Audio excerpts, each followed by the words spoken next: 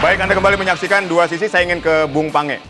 Bung Pange, kita kan punya material pemain yang tidak jauh beda. Artinya ketika di bawah asuhannya Kluivert dan di bawah asuhannya STY.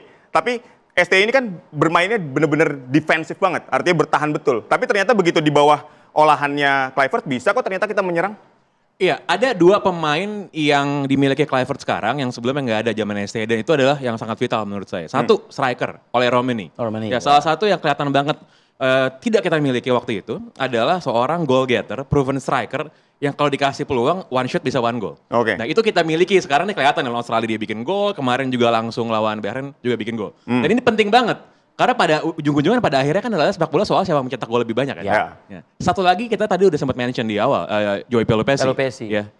Karena untuk seorang kreator bisa berkreasi, dia butuh seorang tukang pukul di sebelahnya. Biar dia bisa bebas bergerak. Dan dia gitu. dapat pada saat Dan dia sekarang dapat. Makanya misalnya kan ada double pivot kan. Ada dua gelandang tengah nih yang bisa membagi tugas. Dan itulah yang sebenarnya membuat kita berbeda sebenarnya secara serangan. Gitu. Nah, memang dibandingkan dengan yang lain, dengan squad sebelumnya mirip-mirip aja squadnya. Tapi kan cara bermainnya gimana? Betul. Ya, formasinya gimana?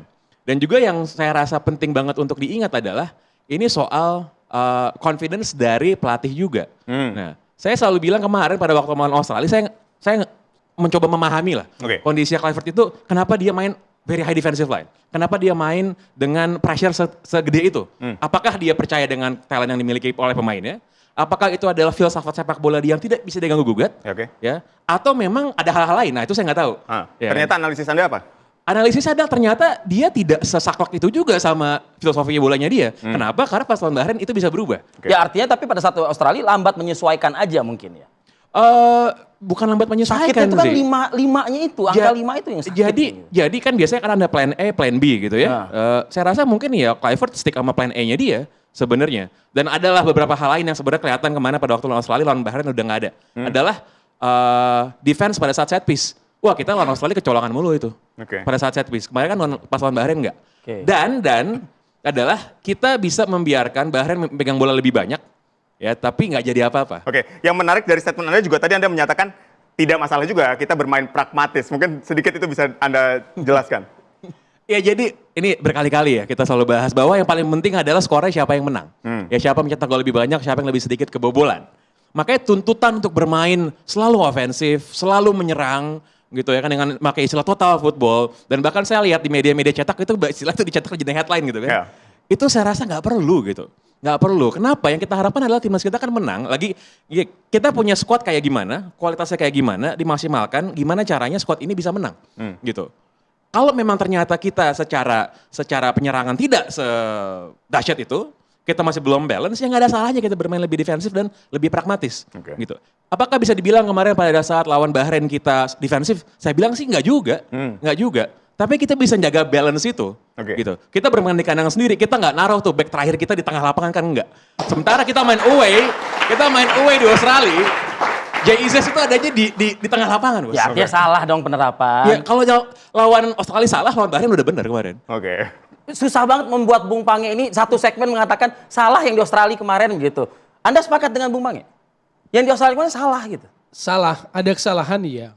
Makanya sebetulnya saya bosan sama Bung Pange. Harusnya Tio Nugroho di sini gitu loh. Kenapa? Ya, menarik aja kalau ada Tio Nugroho. Karena pernyataan-pernyataannya juga gitu kan ya. Enggak, soalnya kalau mau tahu kita objektif aja. Oke, itu intermezzonya. Pragmatis, ini sepak bola modern. Jadi nggak ada pelatih cuma mikir nyerang atau mikir hanya bertahan, nggak ada. Hanya soal cara gitu loh. Apakah beda? Jelas beda. Makanya terjadi pergantian.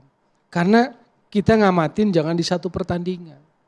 Ngamatin pelatih nerapin sesuatu tuh dari sejak di awal. Tentu awalnya kita nggak paham kecenderungan itu. Tapi lama-lama paham. Contoh waktu di China. Waktu kita kalah kepleset 1-2. Kita sebetulnya punya peluang untuk tekan China. Dan memang secara permainan kita dominasi. Tekan Cina. Tetapi kita kalah. Makanya kita lihat statistiknya. Progresif passingnya 5. Terus sentuhan di area penalti lawannya juga kalah dibandingkan Cina. Padahal Cinanya defend. Tapi progresif passing dia lebih besar daripada kita. Dia 12, kita 5. Sentuhan di area penalti pun kita lebih rendah.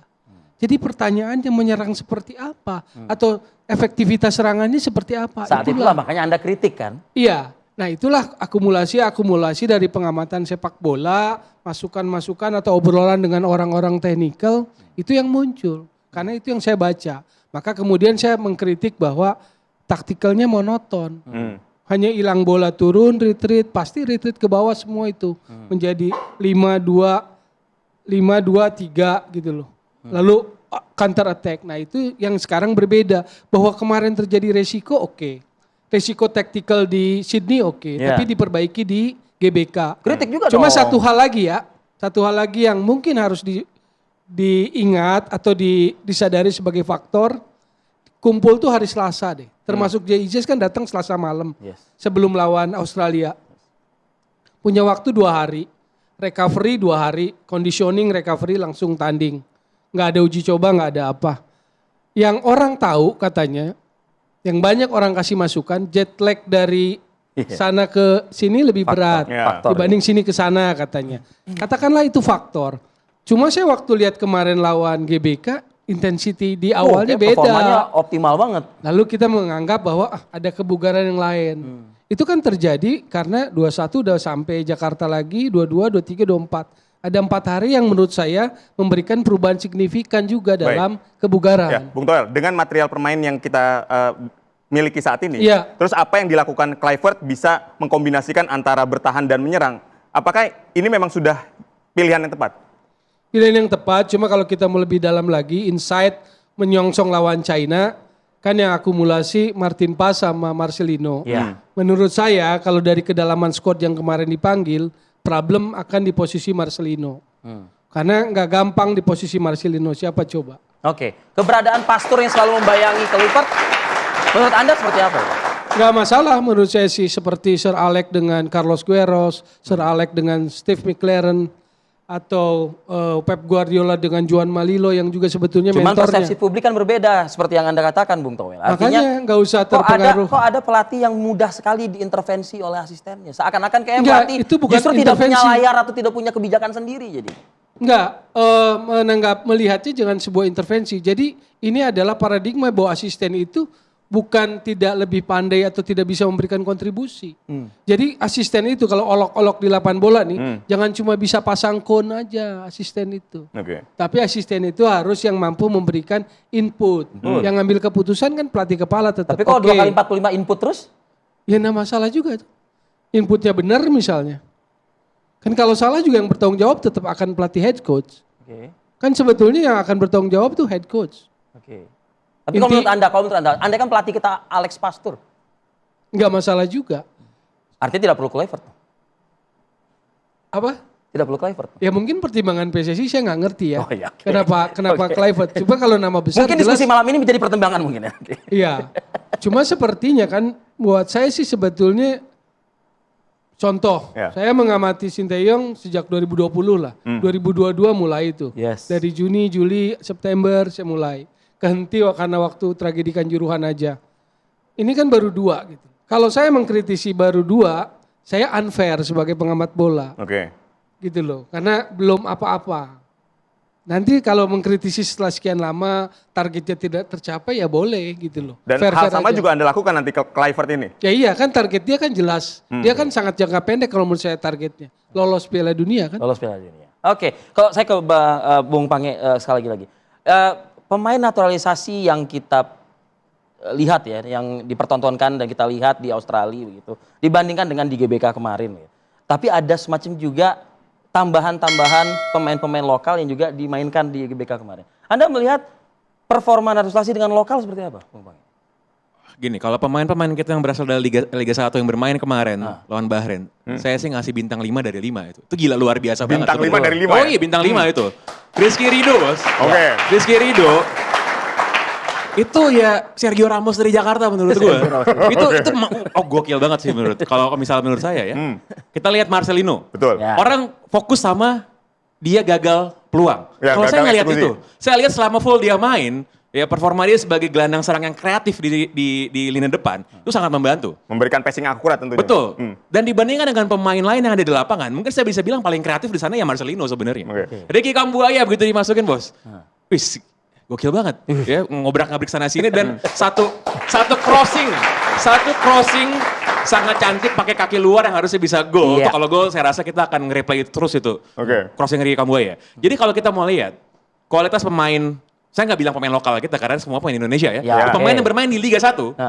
Itu kualitasnya menurut saya sudah sangat kompetitif dan layak untuk terus menjadi starter di timnas Indonesia. Bung Toel? Tepat sekali, Rizky Ridho, Marcelino luar biasa. Jadi dua yang menjadi perwakilan dari lokal produk kita itu membanggakan. Rizky Ridho outstanding lah.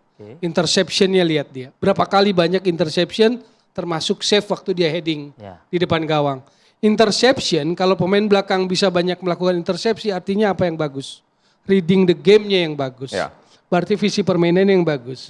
Jadi acung 2 jempol buat Rizky Ridho, tetap humble. Marcelino ini punya kreativitasnya bagus.